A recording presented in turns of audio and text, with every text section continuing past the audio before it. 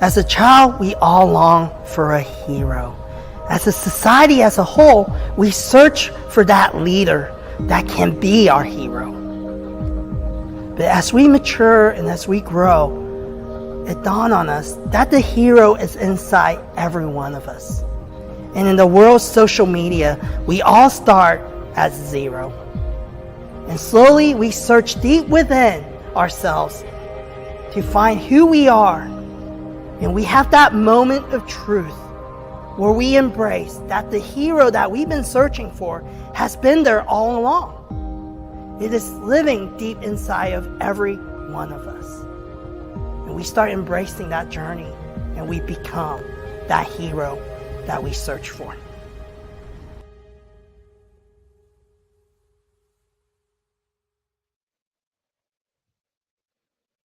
Good morning, everybody, and welcome to episode 78 of Zero to Hero.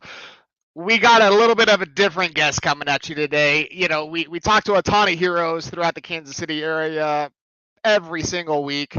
This guy is no joke, signed up to put his life on the line to protect our freedoms. He's a former Marine. He's out of the Marine Corps now, and he's using everything that he learned there to really impact our youth, and using video games as a Trojan horse to really turn them into fantastic people.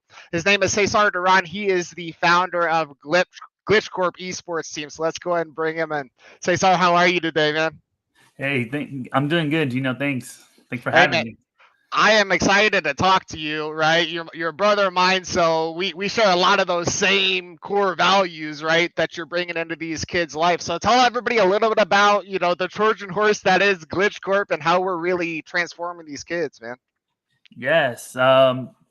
So like Gino said, I served in the Marine Corps for 8 years. And throughout that time, before that, I went to school in the Johnson County area. I went to Blue Valley West, but I wasn't like a good student. Didn't have good grades. I wasn't even a good athlete. I was just kind of like an average, mediocre athlete. And so, everybody goes through this phase of like thinking like what they're going to do for their future and whatnot. So, around their senior, junior years, and I did the same thing. I was like, well, I'm definitely not going to college, right? If I'm doing bad in high school, I'm definitely not going to do good in college. So I figured I might as well join the military, thinking that I needed discipline, right? I ended up choosing the Marine Corps thinking that it's the most elite at the time, right? Joined it, went through the boot camp, fell in love with everything that they had to offer. And I quickly found out that I didn't really need discipline. I had discipline the whole time. I just needed mentorship and someone to kind of guide me. And so that's what kind of the Marine Corps gave me, right? So I fell in love with leadership and what it did to me. And then, everybody serves. They go through their time. They, however they take their time in the military. It is what it is, right? But everybody has this ability of they go through such intense training of leadership, core values, like you said, right? And a very structured world is what they're kind of given when they're in the military. And then when you get out, you're kind of like on your own. Hey, figure it out.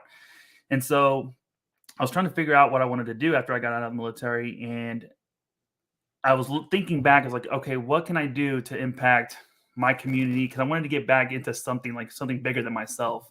The Marine Corps has a very big brotherhood, camaraderie kind of feel to it. And so I missed that a lot. And so I was thinking like, what could I do? And at the time, my kids were starting to play games, right? They're, 7, 8, 9-year-olds starting to get their first consoles into Xboxes and whatnot. And then they were playing online. And so they started getting kind of toxic, right? They were playing with their friends, like, raging and whatnot. And I didn't like how they were acting. So I was like, hey, calm down.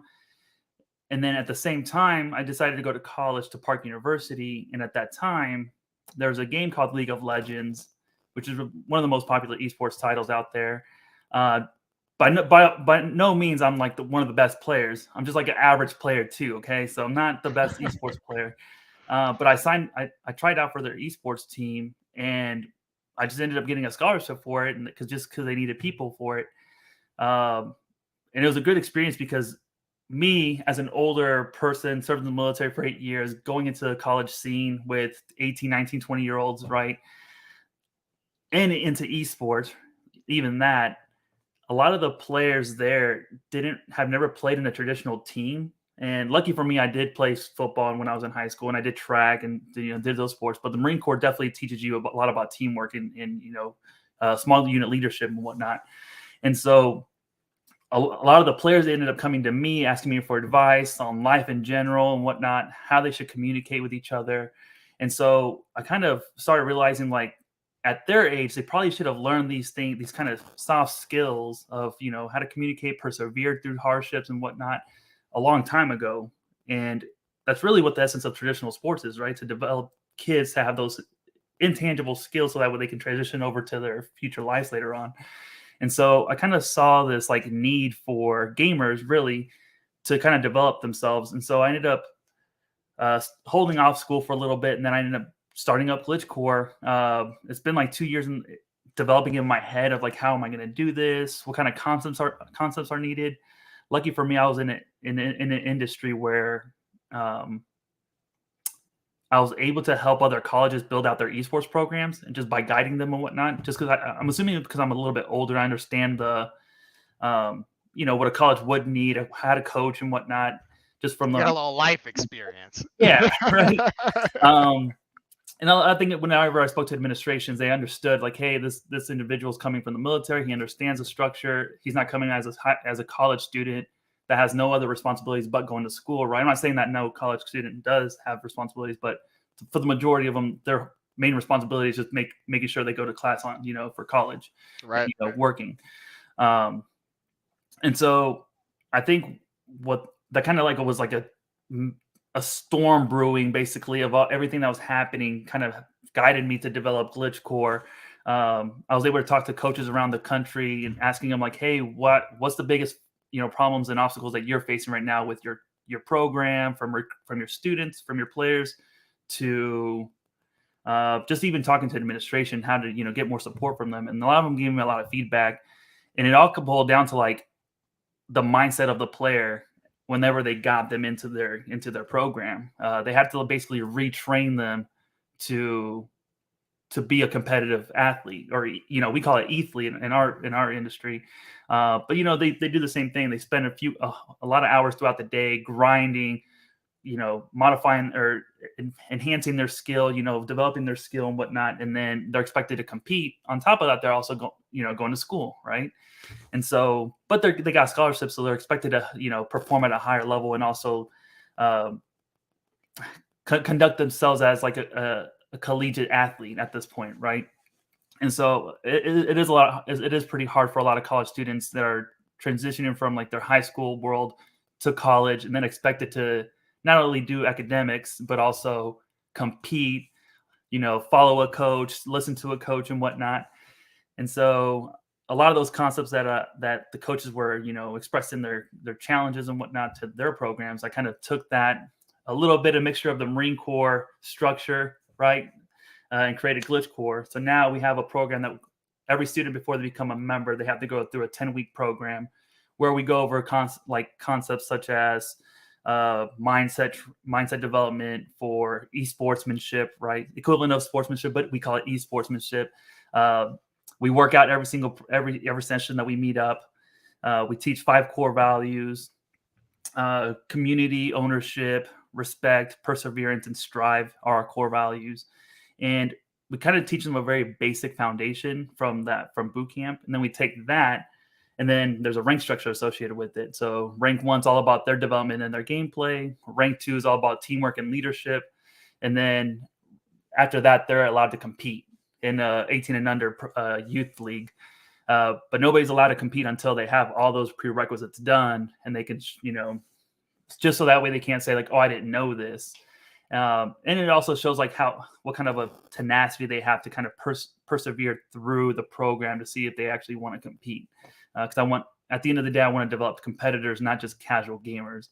And so yeah, that's kind of like the gist of the program, and it's been a good time so far. Yeah, I love everything that you're doing, and it's so funny to me. I mean, not to age myself, but 20, 30 years ago, right, when I started playing video games, it was a waste of time. You know what I mean? It was like the parents were like, get out, get off that thing, get outside, right? And we did a lot, probably a lot more back then than kids do now. But it's so crazy that this is not only something that can get you a college scholarship now, right? It can actually pay for your schooling, possibly, when your parents aren't able to, right, aren't able to help you out. This is an avenue where, maybe if you're not athletic and you're not into books, you can still go get that higher education by, delivering a skill to that university that they're willing to essentially pay you for, right? There's NIL deals out there for this kind of thing as well, right? So it's so cool. And I love that you brought up the toxicity in some of those game chats, man, because when we were growing up, it was bad, right? Oh. Like it was bad. Now I get on there now and I'm like, what did he say? It's crazy, Sometimes it's the younger kids that say that stuff. It is, man. It's like, it's like the high schoolers and below. I'm like, oh my gosh, like, Where's what your did parents you say at? about my mom? Like, it's like, man, like, I know we were bad, but it's like so next level now. And I think it's their outlet, right? I mean, it's where they're going to kind of let loose. But if we can kind of restructure that mindset into, it's okay to be frustrated, right? You're going to get frustrated playing video games. That's part of the design of video games, is to frustrate you and to challenge you, right? And to help you work past some things, but keeping that positivity, right? And how do we figure it out? And how do we get to that next level, right? Or how do we beat this team that's got our number, right? And how do we do it as a team? I love all those things, man. That's so powerful. What games are you guys competing in right now? So right now, it's usually off like the interest of the students, right? So a lot of my students are showing interest in Super Smash Brothers, Ultimate. I have some Apex players that want to compete. Let me see. I have some interest in League, but League is more for like the older crowd. So I'm really surprised that I'm trying to guide them because that's my game that I like to play. So I'm like, hey, you guys should like League. You guys should try it out. And then we also have some Fortnite players and some Rocket League players too. That's awesome. But there's other titles too. But right now we don't have a following for that right now. Yeah, I got you. So, for parents out there that are maybe listening to this right now that have kids that might be interested in getting into esports, how can people get involved in this, right? Do they just call you? How do they get a hold of? Well, we run boot camps. So right now we're doing like summer boot camps through Blue Valley Rec right now. Then we also partnered up with the VFW in Lenexa, and so they allow us to they kind of donate their space for us to go there and use it. That's awesome. And literally we play off of Nintendo Switches, and you can just sign up through the website, www.glitchcorps.com. And see whenever the next boot camps are coming up, sign up for them. And we have the boot camp set up to where you can come and go as you please. So if you want to try it out, it's only $20. Check it out, see if you like it, and if your kid can stick through it and they're like, I think I can do this, I can see myself competing, then you can continue on the program. We had some kids that they have a split household, right? So some weekends are with their one parent, and then the other weekend with their other one. And so they showed up to like half the classes for one boot camp. But the idea is they have to complete all 10 classes to graduate and earn their jersey and their certificate. And we do a whole graduation ceremony to try to do it like the military, right? Trying to honor their accomplishments. So even if you miss half of them for one boot camp, you can come in the next boot camp and just finish off those other ones that you missed, and then you can graduate with that following class. So we always have boot camps going on daily, or I would say weekly, just so that way kids can kind of catch up and graduate. And so the goal is to push them through, get them to learn the fundamentals and core values, and then get them to understand the more advanced concepts, as time goes on. I love it. That's awesome. Well, Cesar, let's get into the more meaty part of the show here. We're going to ask you some questions about you here, man. So outside of GlitchCorps, and I hate to say this because I know what it's like, but outside of the Marine Corps, right? Okay. Who is Coach Duron, man? Give us the elevator pitch about who you are. Oh, man. Okay. So I was actually born in Mexico, so I'm naturally, native Mexican.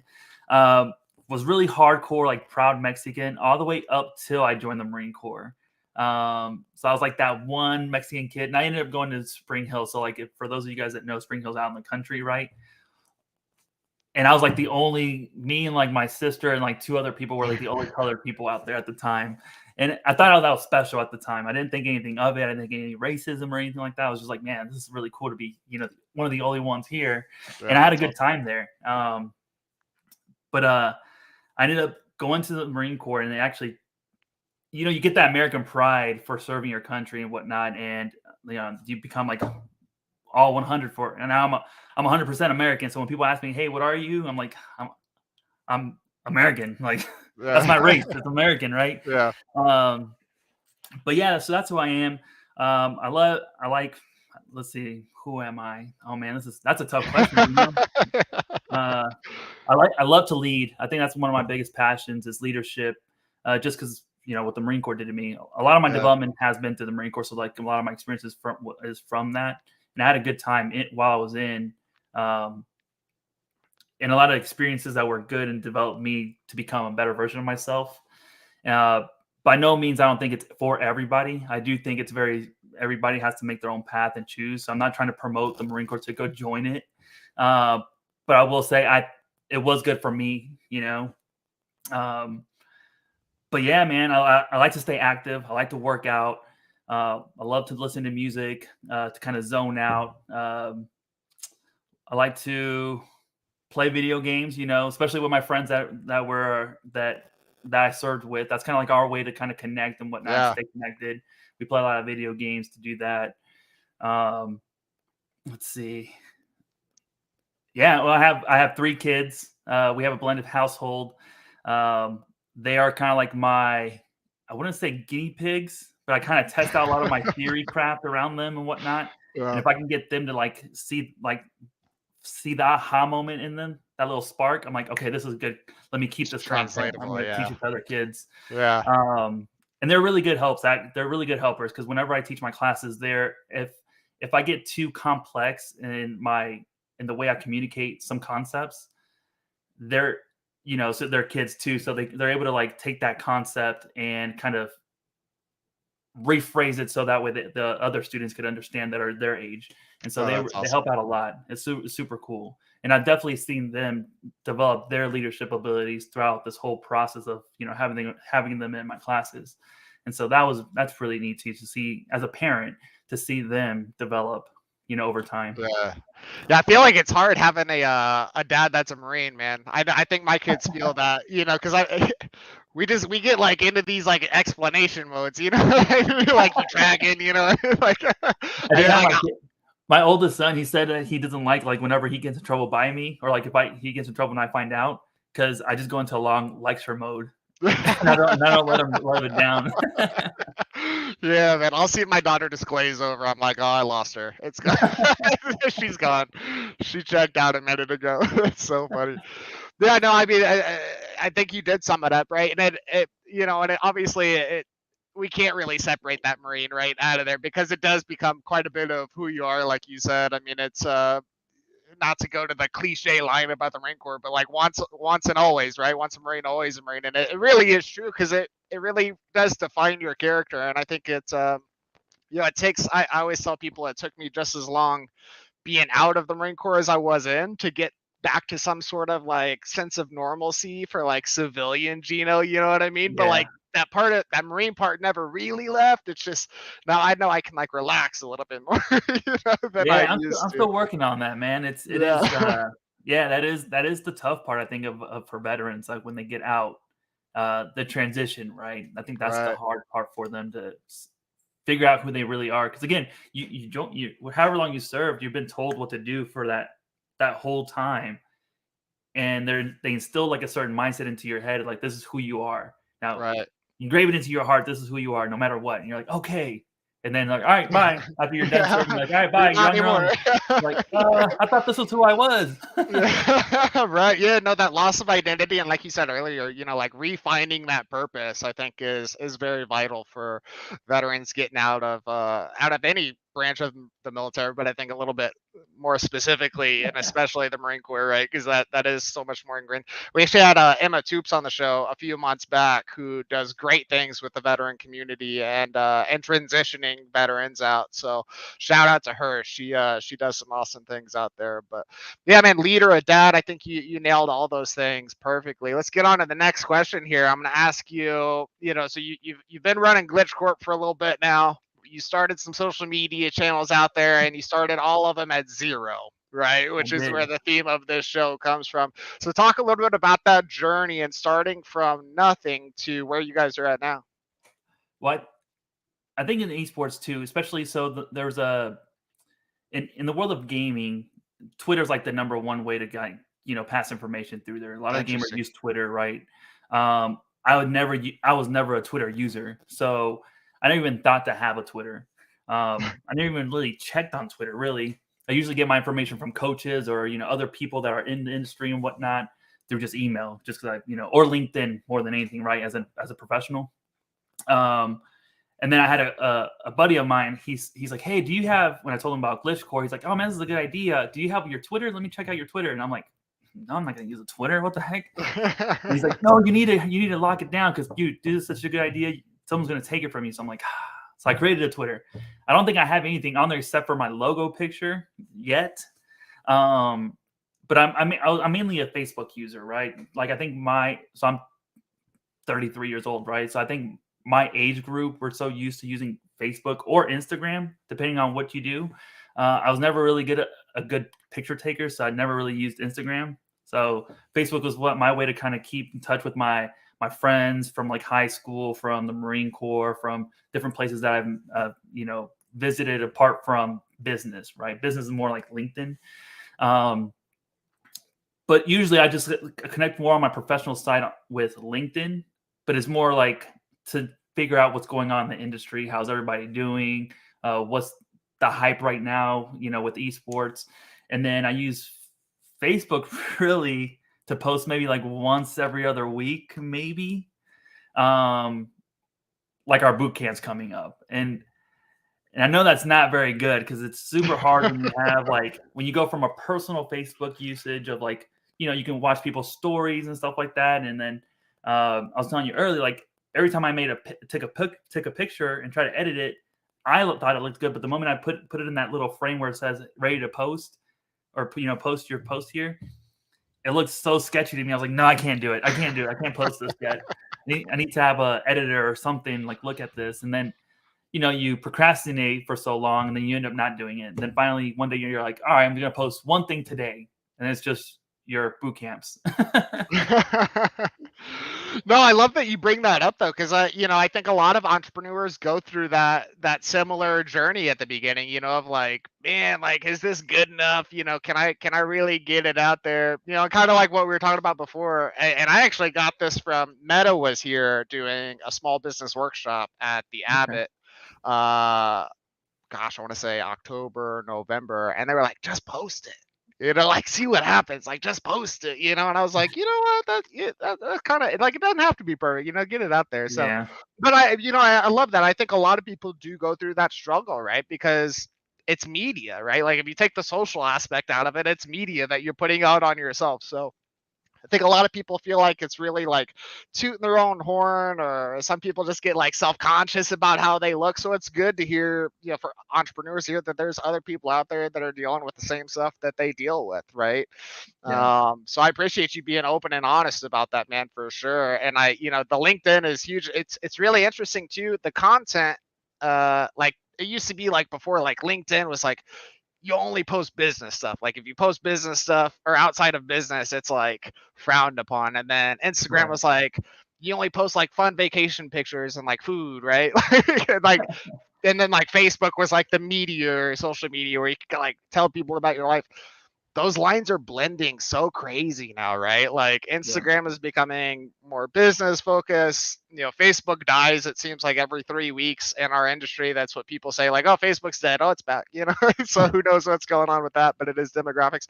And then LinkedIn, I see more pictures of people's kids on LinkedIn now than I think I do on Facebook. It's kind of nuts. Those lines are kind of blurring, for the content. So it's really interesting to kind of watch it all go down and watch, there is a huge esports presence on LinkedIn, right? Like I kind of follow Yeah. some of that stuff, and it's awesome to see that stuff because it is relevant, right? It's a relevant business now, where 10 years ago, 15 years ago, it's like, what's esports? Like I remember the first time I heard about it, I think I started hearing about like 2013, 2014. So we're coming up on almost 10 years, ago. It was like Rocket League was the first one that I had really heard of, where I was like, oh, esports, like that's kind of cool. Like maybe I can make it. And then people started flying on me, and I was like, I'm not going to make it. But no, man, I do appreciate you sharing the journey for sure, because it is hard out there, right? I mean, it's hard to get those posts. It's hard to create this stuff, right? And take the time to do it. So definitely appreciate you sharing your journey. Yeah, Now, for sure. every superhero has that defining moment, right? What do you think yours is when it comes to your life and your career? The defining moment. Oh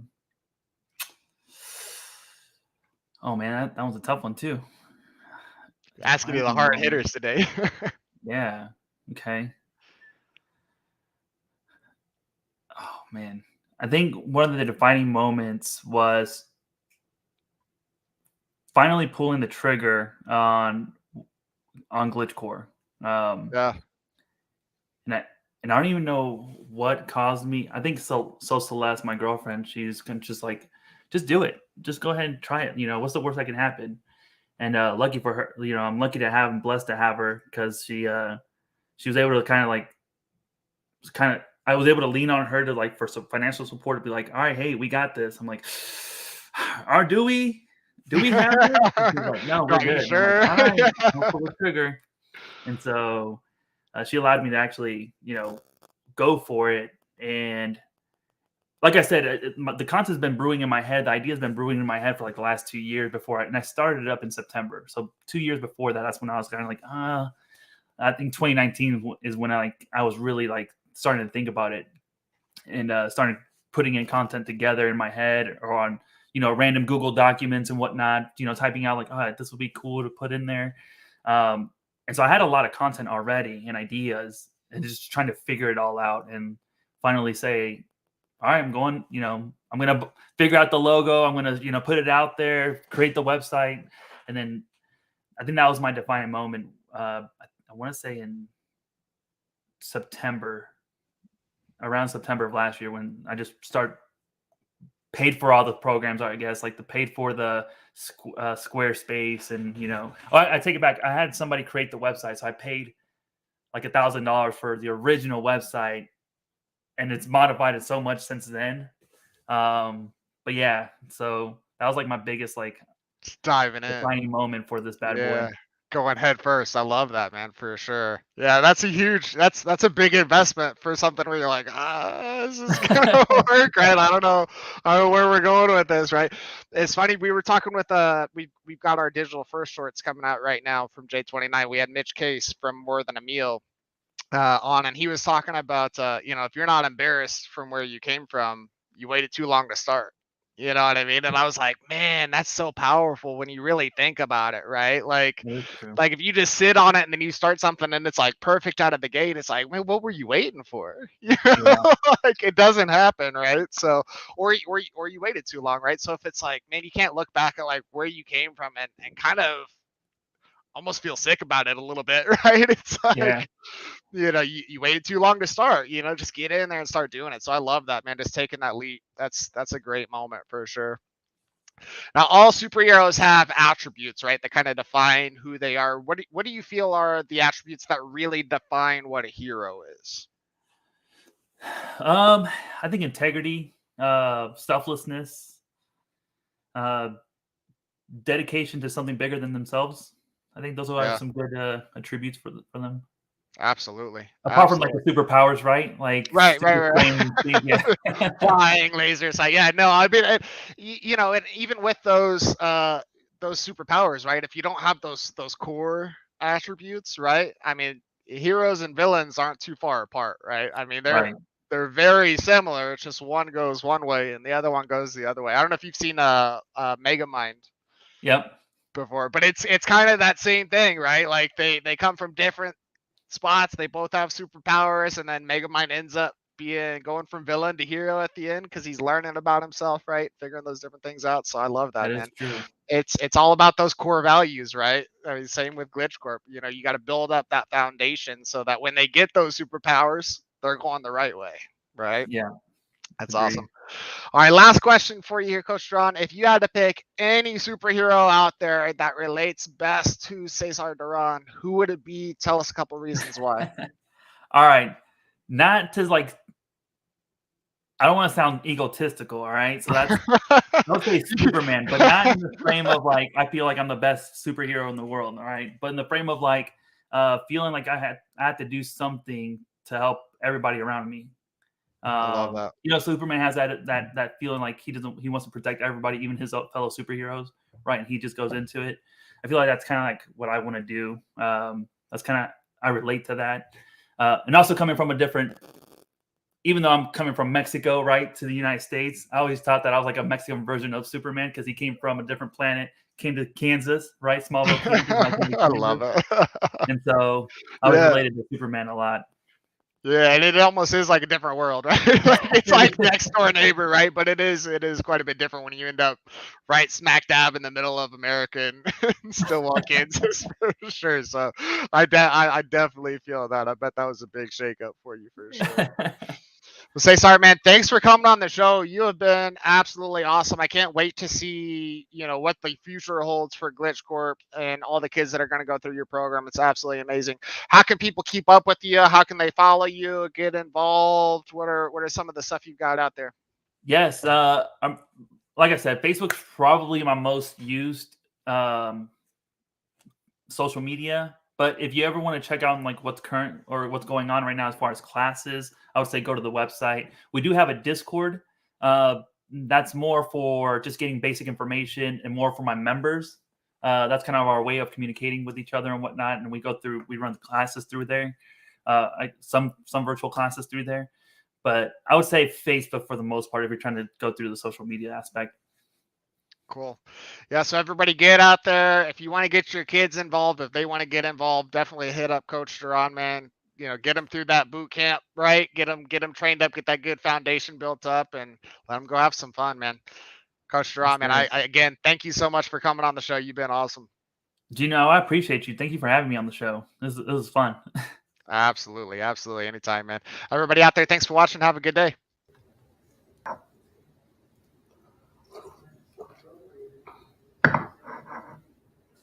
Hey, are we still live? Hey guys, we're still live. Hey guys, this is Kevin Kwok, founder of J29 Creative Group. So who are we? We're a marketing agency here in Kansas City. We're all about a holistic approach to marketing that builds your brand and nurtures online community. But to be honest with you, you guys don't care.